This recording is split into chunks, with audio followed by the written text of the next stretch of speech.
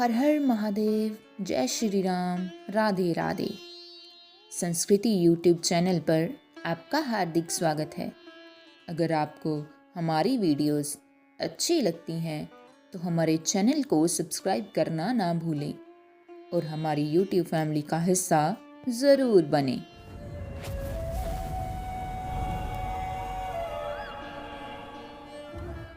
नवरात्रि में छठे दिन मां कात्यायनी की पूजा की जाती है।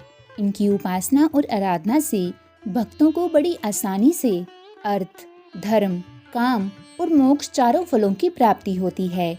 उसके रोग, शोक, संताप और भय नष्ट हो जाते हैं। जन्मों के समस्त पाप भी नष्ट हो जाते हैं। इस देवी को नवरात्रि में छठे दिन पूजा जाता है। कात्य गोत्र में विश्वप्रसिद्ध महर्षि कात्यायन ने भगवती पारंबा की उपासना की। उनकी कठिन तपस्या की।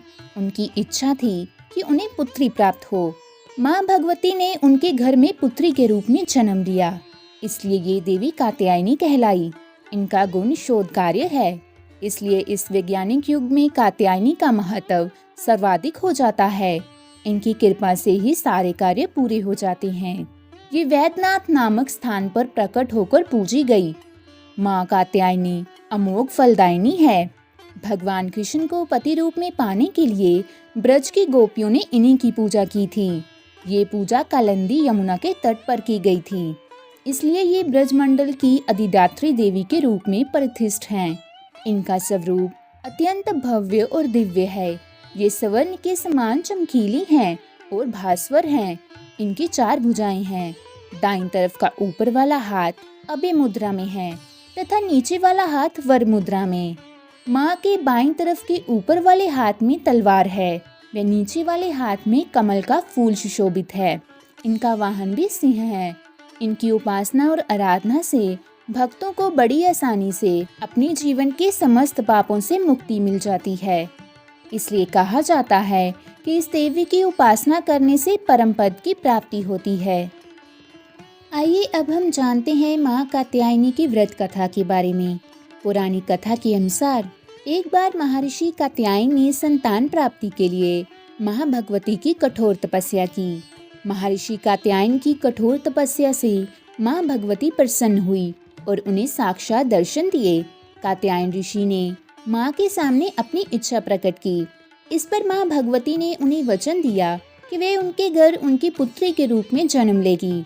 एक बार महिषासुर नाम की एक दैत्य का अत्याचार प्रतिदिन तीनों लोगों पर बढ़ता ही जा रहा था। इससे सभी देवी देवता परेशान हो गए।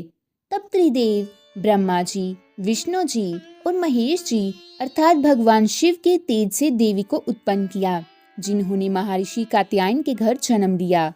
महर्षि कात्यायन के घर जन्म लेने के कारण उन्हें कात्यायनी नाम दिया गया।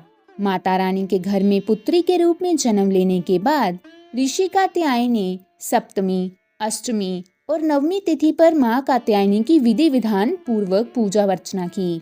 इसके बाद माँ कात्यायनी ने दशमी के दिन महिषासुर का वध किया और तीनों लोगों को उसके अत्याचारों से मुक्ति दिलाई। तो दोस्तों, अब हम जानते हैं माँ कात्यायनी की पूजा विधि के बारे में। नवरात्रि के छठे दिन माँ कात्यायनी की पूजा के लिए समर्पित है। ऐसे में इस दिन सुबह जल्दी उठकर स्नान आदि से निर्वित होने के बाद नीले रंग के वस्त्र धारण करें। इस दिन माँ का श्रृंगार लाल रंग से करें। इसके बाद विधि विधान पूर्वक माँ कात्यायनी की पूजा करें और उन्हें पीले फूल तथा शहद अर्पित करें। विधि विधान से माँ कात्यायनी की पूजा करने के बाद उनकी आरती करें और आसपास के सभी लोगों में प्रसाद वितरित करें।